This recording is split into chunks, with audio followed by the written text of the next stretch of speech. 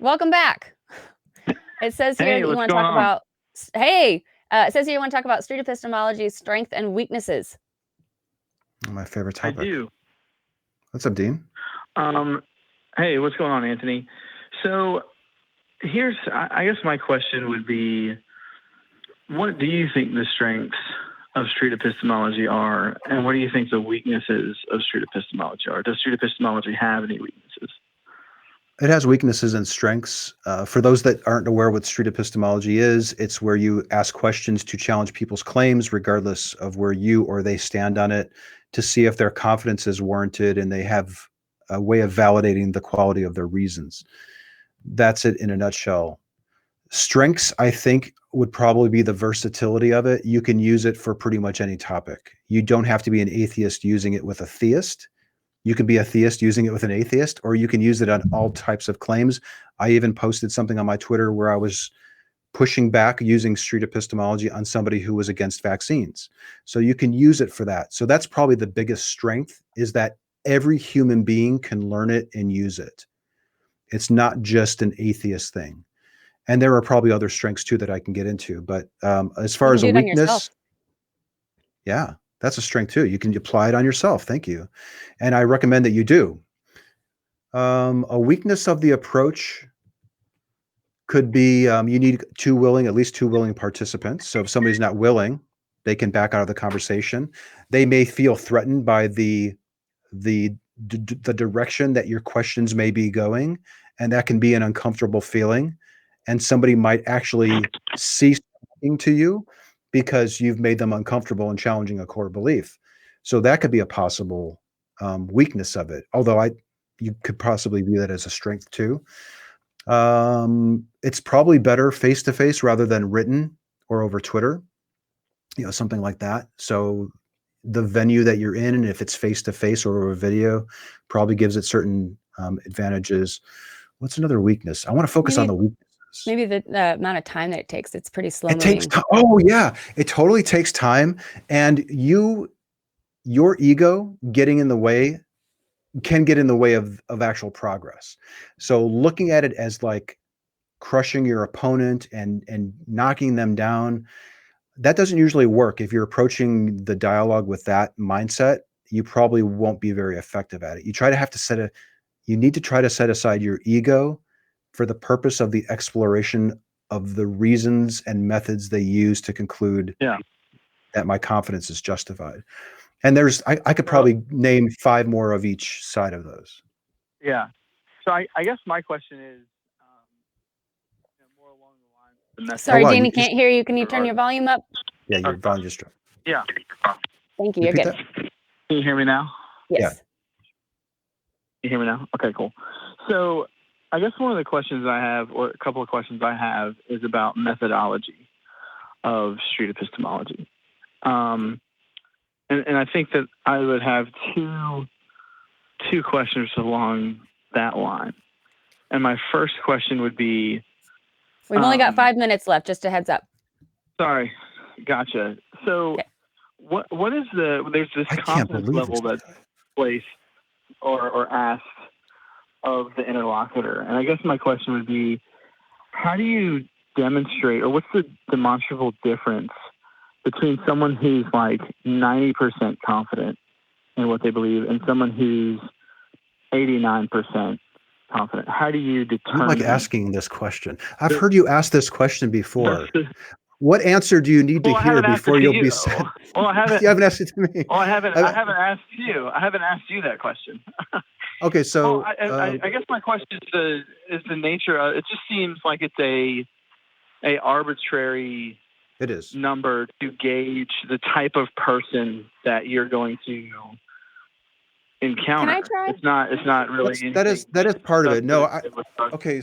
So I think what Dean's alluding to, and correct me if this isn't it, but oftentimes in street epistemology engagements, we'll ask a person how certain they are that something is true, usually on a scale from 1 to 10 or 0 to 100 or something like that, 0 to 10.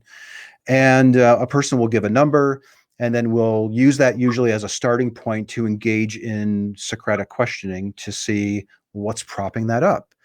And my questions probably wouldn't change too much if somebody said I'm 90% sure or if I'm 80% sure. And the actions that they take when they're interacting through reality and going to the grocery store or deciding who to vote for probably don't fluctuate too much. Like if we get too granular with the numbers, like if I say I'm 81% sure, will I still vote for the candidate if I was 80% sure rather than 81? Probably. I'll probably still vote for the same candidate, but maybe I won't like a comment on a post on Facebook because of that small difference. So I think we could, just like we can carve those numbers up, we can probably carve up the actual actions that humans take because of those degrees of confidence. But please don't get too wrapped up in numbers. These are simply guidelines and starting points and subjective, self-reported gauges of where a person is. And it can be useful for a starting point and also to get a sense of, well, where are they now? It's been 2 years since we've had that talk. Are you more confident? Are you just the same? Are you less? Did you fluctuate? And it's an attempt to try to quantify something that may never be able to be quantified. So at the very start, it's somewhat incomplete, but I still find it useful. I've never regretted asking a person their level of confidence, but I've always regretted, or maybe I should say, I've often regretted not having asked it, because I'll have a 10-minute talk and it seems like they've moved, or I'll talk with them 2 weeks later and it seems like they've moved. So it's just a nice little gauge, I suppose, to see where a person is at, but I wouldn't put too much weight in it, and it's not required. Some people don't even like to quantify their level of confidence, and that's fine too. Sure. Right, so if I can ask one more. Yes. Go ahead, Jenna. No, I was going to ask what's the next question. Yeah. So my next question, I guess, would be regarding methodology. What do you think that it would take for you, Anthony, and for you, Jenna, since you're now a street epistemologist expert, since you've been not an expert. What would it need to be shown? What would need to be shown for you to say, okay, this is bad methodology as far as trying to navigate or understand the confidence level or the ability to discover truth through this methodology? I've never asked that question. What would it take to basically disprove street epistemology, just for lack of better terminology? Or just, yeah, sure. Just to say this is bad methodology to try and discover truth. Oh, okay. Well, I'll answer that if you're okay with that, Jen. This may be somewhat controversial.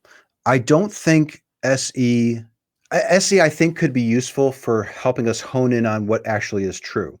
But it seems like it's more useful in determining if a person's level of confidence that something is true is justified. Does that make sense? Because I could be really, really confident something is true and find out that I have really poor reasons and an unreliable epistemology, an unreliable method, and it still really be factually true. So I could be backing off of my certainty because I have poor reasons and a poor method in something that really is factually the case. That actually I might throw that under a con of street epistemology. A weakness is that we could be, in fact, someone could be confident, but they could still be true. Listen, I had a conversation with a woman. I might actually upload it, where she was out asking people to vote. She was encouraging college students to vote. We talked for 10 minutes, and by the end of it, she was thinking that it probably wasn't a good idea to vote. That can happen. So that is a weakness of the approach. It could possibly be moving us away from the truth. However, it seems like it's moving us towards it. But there's value in adjusting our confidence to the reasons and methods that we have, independent of whether something is really factually true or not, I think. Because we can be really, really confident in something that's not true. On the flip side, we can be really, really confident that something is true when in fact it really is true. Or we could be have a very low degree of confidence in something that's really the case. So, however, here's my thinking. The more people that we have learning this, like you, Dean, I understand you're a Christian and you've been following street epistemology. I would love to see you do this to help us figure out not only is our confidence justified, but are we in fact honing in on the truth? I think by evaluating our levels of confidence for a variety of different people, like lots of people, might actually help us close in on the actual truth of the matter.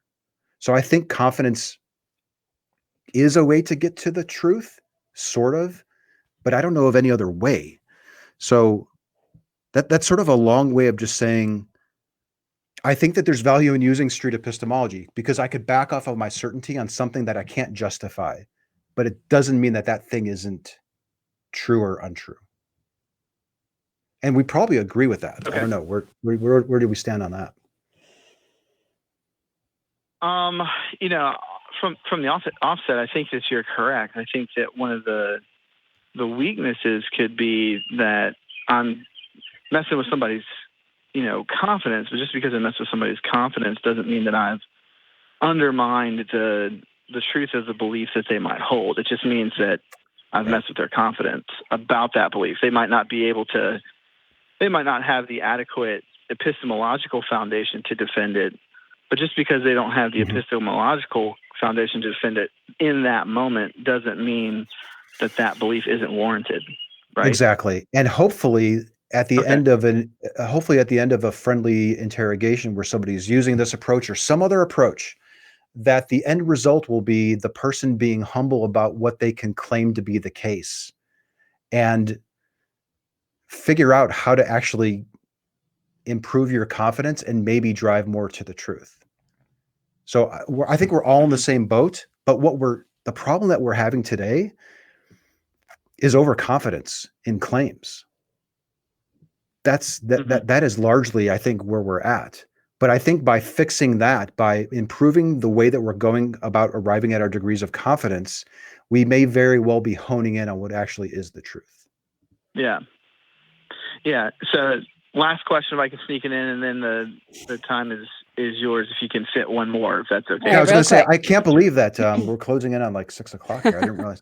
Did we spend that much time on that truth belief guy? Maybe we spent a good amount of time on each call, but you're a street epistemologist, and we're trying to I guess we ended up just taking it a little slower today, which is going to happen. So the last question that I have is this. My worry, and maybe you can alleviate the worry, Anthony, is that my worry is that street epistemology, as far as its methodology, it seems, I'm not saying that it is, it seems from my vantage point that one of the dangers there in street epistemology is it's simply a infinite regress of questions to a person until they get to the point where they say, I don't know.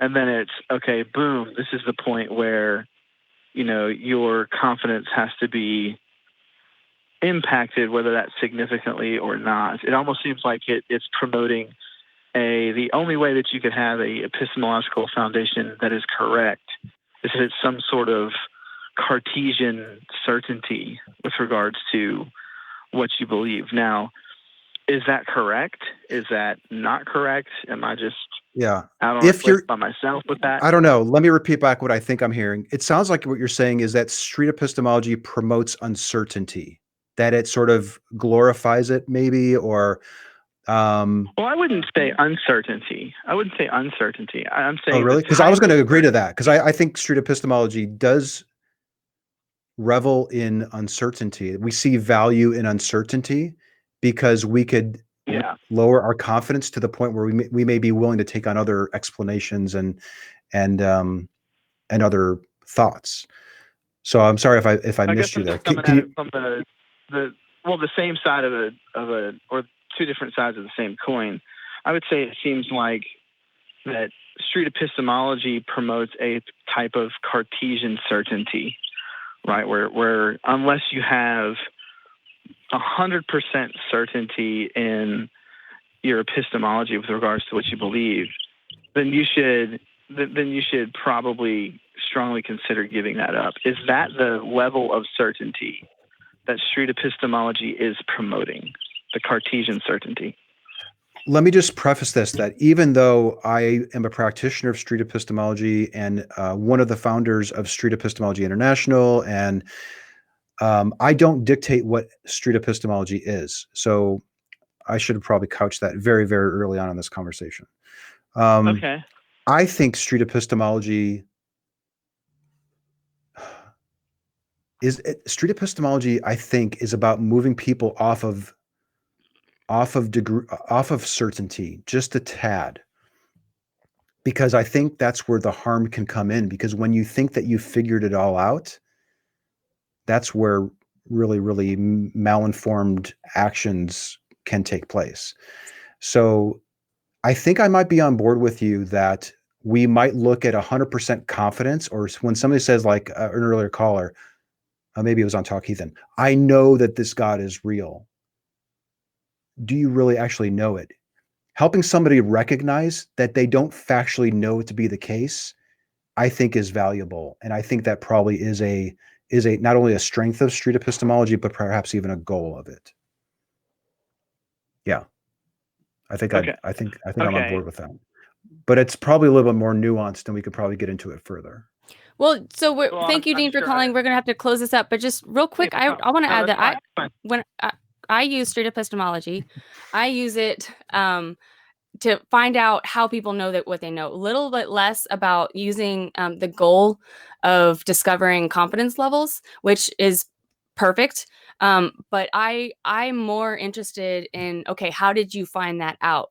It's for me, it's more about the questions. And so when you ask about like what could the harm be, I don't see how asking questions truly could have a harm, because I think the more questions you ask, the better. Anthony, am I wrong? Well, the harm could be pulling somebody away from a true claim. Just because what's wrong with pulling somebody away from a true claim? Because the way I see it, you can't be 100% certain about anything. Mm-hmm. Yeah, we can't be certain about it. But if we actually were believing something was factually true and then realized that our reasons and methods were lacking, we could decrease our confidence in something that really was factually the case. But then at that point, couldn't you go and find a better way to find out that it's true?